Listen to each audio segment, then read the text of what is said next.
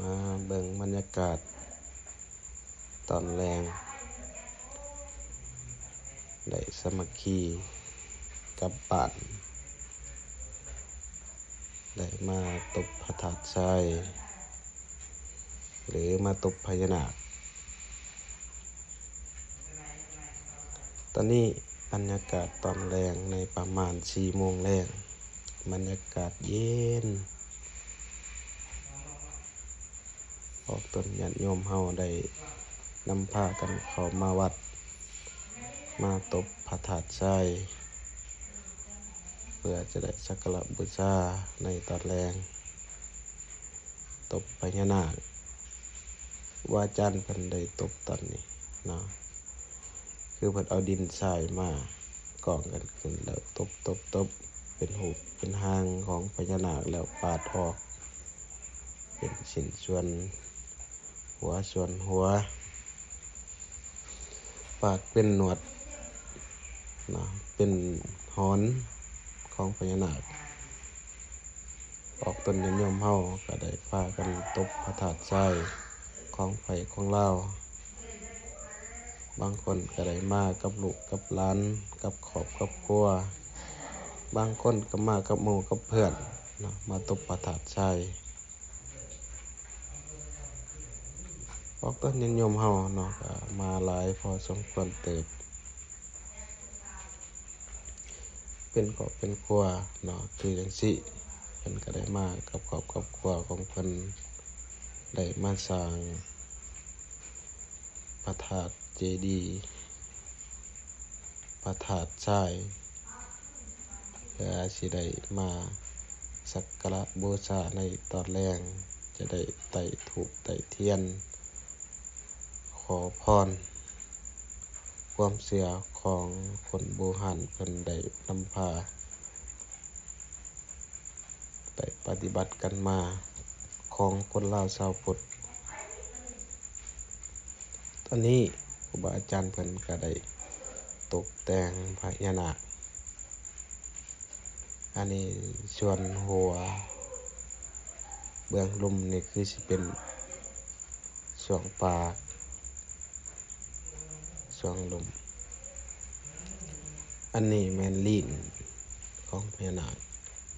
ส่วนถึงแมนฮอนของพญานาคของ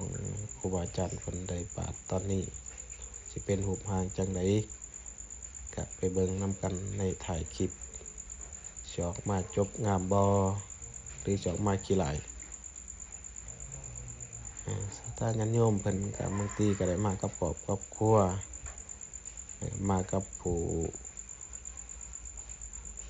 ใหญ่ผู้น้อยเพิ่นได้นำพาเข้ามาเนาะผู้ใหญ่นำพาเข้ามาเป็นอันนึงเนาะได้นำพาเด็กน้อยเข้ามาสู่วัด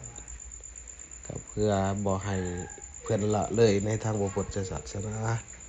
เข้าวัดแต่น้อยก็ได้รู้จัก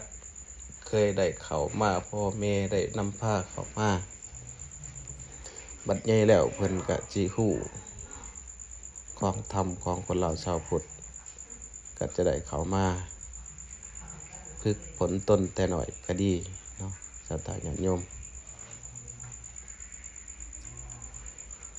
ผู้น้อยผู้ใหญ่เพิ่นก็ได้ตบของไผของเราผู้บ่าวผู้สาวเพิ่นก็ได้เข้ามาตบอยู่ในสถานที่วัดแห่งนี้ว่าอาจารย์เพิ่นก็ได้สร้างพญานาคให้ศรัทธาญาติโยมเฮาสักการะมาไต่ธูปไต่เทียนใช้ตอนแรกส่วนศรัทธาญาติโยมเพิ่นก็ได้สร้างพระธาตุเจดีย์ของไผของเราบางคนก็กำลังมาบางคนก็มาแล้ว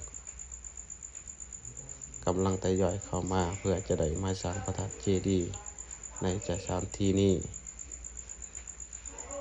ทรายเฮาก็มีให้เด้อศรัทธาญาติโยมทรายเฮาก็มีให้มีแต่เข้ามาเอาอยู่วัดเลยมาบูชาเอาในวัดแล้วแต่ศรัทธาญาติโยมแล้วแต่ปัจจัยศรัทธาญาติโยมเฮา10,000 5,000ก็บ่เป็นหยัง แล้วแต่ศรัทธาญาติโยมเฮาศรัทธา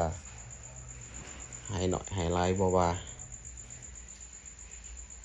เอาแหละก็สิเอาไปใช้จ่ายในวัดคือเก่าค่าน้ำค่าไฟที่ศรัทธาญาติโยมเข้ามาใส่น้ำในมื้อนี้ก็จะได้เอาไปใช้ค่าน้ำค่าไฟเอามาเบิ่งบรรยากาศตอนนี้กำลังเฮ็ดของไผของเราบางคนก็ใกล้สิแล้วบางคนก็กำลังเฮ็ดผู้ใดมาก่อนแล้วก่อนผู้ใดมาหลังแล้วน้ำหลังมีแต่ครูบากับพระอาจารย์นี่แหละมาก่อนแล้วน้ำหลังปั่นพญานาคลบไปลบมาอยู่นี่แหละให้มันจบมันงามเฮ็ดใจเย็นๆไปถ้าญาติโยมเพิ่นมาหลังเพิ่นตบประทัดใจมันง่ายเด้ก่อยดินขึ้นแล้วก็ตบลูกมันเฟียงแล้วก็บ่มีอีหยัง